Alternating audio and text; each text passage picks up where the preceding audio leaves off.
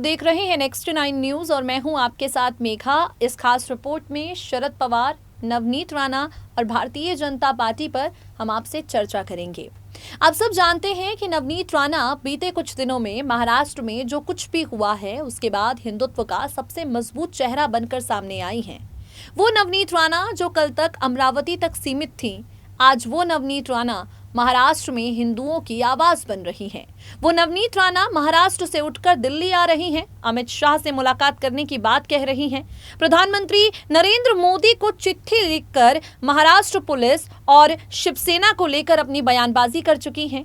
तो ऐसे में वो नवनीत राणा आज भारतीय जनता पार्टी के लिए 2024 के लोकसभा चुनाव के लिए महाराष्ट्र में एक मजबूत विकल्प बनी हुई साफ नजर आ रही हैं। लेकिन इन सब के बीच में शरद पवार का एक बयान है जो उन्हें सवालों के कटघरे में खड़ा कर गया है।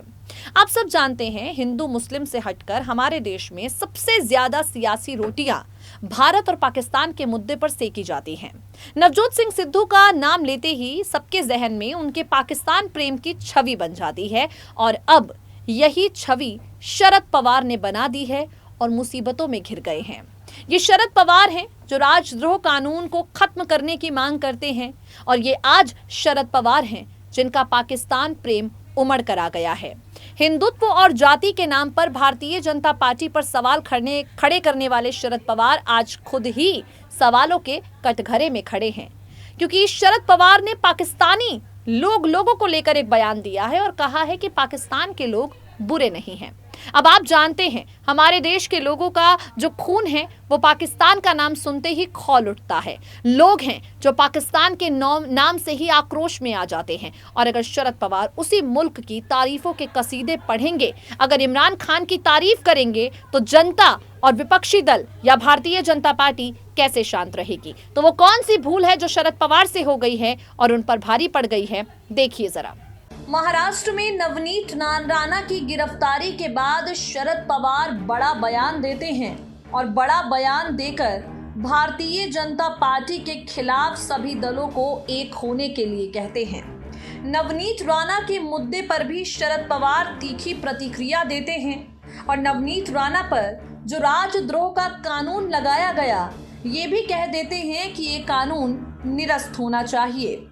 भीमा कोरेगांव कमीशन को पत्र लिखकर शरद पवार ने कहा था कि राजद्रोह को निरस्त कर देना चाहिए, क्योंकि महाराष्ट्र में एनसीपी, शिवसेना और कांग्रेस के गठबंधन वाली सरकार है और उनकी पुलिस ने नवनीत और रवि राणा के खिलाफ राजद्रोह का मुकदमा भी दर्ज किया है। शरद पवार अपने बयानों को लेकर अक्सर चर्चा में रहते हैं और आज एक बार फिर से उन्होंने कुछ ऐसा बयान दे दिया है जिसके बाद लोग उन्हें लपेटे में लेना शुरू कर चुके हैं। एनसीपी चीफ शरद पवार ने पाकिस्तान के लोगों की तारीफ कर दी है और ये कह दिया है कि पाकिस्तान की जनता शांति से रहना चाहती है, वहाँ कुछ ही लोग हैं जो नफरत फैलाते हैं। शरद पवार कहते हैं, मेरा व्यक्तिगत अनुभव ये है कि पाकिस्तान के आम लोग हमारे विरोधी नहीं हैं, जो राजनीति करना चाहते हैं और सेना की मदद से सत्ता पर नियंत्रण रखना चाहते हैं, वो संघर्ष और नफरत का पक्ष लेते हैं, लेकिन अधिकांश लोग पाकिस्तान में शांतिपूर्ण माहौल चाहते हैं। आपको बता दें, शरद पवार ने बीते बुधवार ये भी कहा था, देश में लोगों को विकास, रोजगार चाहिए और महंगाई से राहत की जरूरत है, लेकिन कुछ लोग जाति और धर्म के नाम पर नफरत फैलाने की कोशिश कर रहे हैं। आपको बता दें, शरद पवार के इस बयान के कई मायने निकाले जा रहे हैं। शरद पवार ने जिस तरीके से पाकिस्तान के प्रति प्रेम दिखाया है, अब भारतीय जनता पार्टी के लोगों ने उनके पाकिस्तान प्रेम को निशाना बनाना शुरू कर दिया है। भाजपा की महाराष्ट्र इकाई द्वारा राष्ट्रवादी कांग्रेस पार्टी प्रमुख शरद पवार के भाषण के वीडियो को संपादित कर ट्वीट करने और उन पर हिंदू विरोधी होने का आरोप लगाया गया, जिसके बाद शरद पवार भाजपा पर कविता के माध्यम से निशाना साधते हैं। शरद पवार कहते हैं, वो एक कविता की पंक्तियां पेश कर रहे हैं जो कामगार वर्ग की पीड़ा को उजागर करती है, लेकिन जो गलत सूचनाएं फैलाना चाहते हैं वो इसके लिए स्वतंत्र है। शरद पवार सीधे तौर पर यहाँ पर खुद को हिंदू विरोधी होने का विरोध करते हैं वो कहते हैं कि वो हिंदू विरोधी नहीं है, लेकिन भाजपा सिर्फ और सिर्फ नफरत की राजनीति करना चाहती है और इसी के आधार पर लोगों को बांटना चाहती है। शरद पवार कह देते हैं, उसने अपनी छेनी से भगवान ब्रह्मा, विष्णु और महेश की मूर्तियां बनाई हैं और इन मूर्तियों को मंदिर में स्थापित किया है, लेकिन वो स्वयं मंदिर में नहीं जा सकता क्योंकि वो निचली जाति से है। पत्थर काटने वाला सवाल करता है कि क्या ब्रह्मा दुनिया के निर्माता हैं या हम उनके पिता हैं।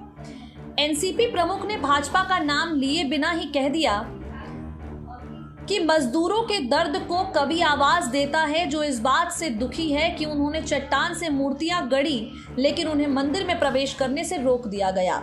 शरद पवार भारतीय जनता पार्टी पर जातिवाद करने का आरोप लगाते हैं और इसके साथ ही भारतीय जनता पार्टी के खिलाफ बयानबाजी करते हैं। तो वहीं भाजपा पाकिस्तान प्रेम को देखते हुए शरद पवार पर हिंदू विरोधी और पाकिस्तान प्रेमी जैसा आरोप लगा रही है।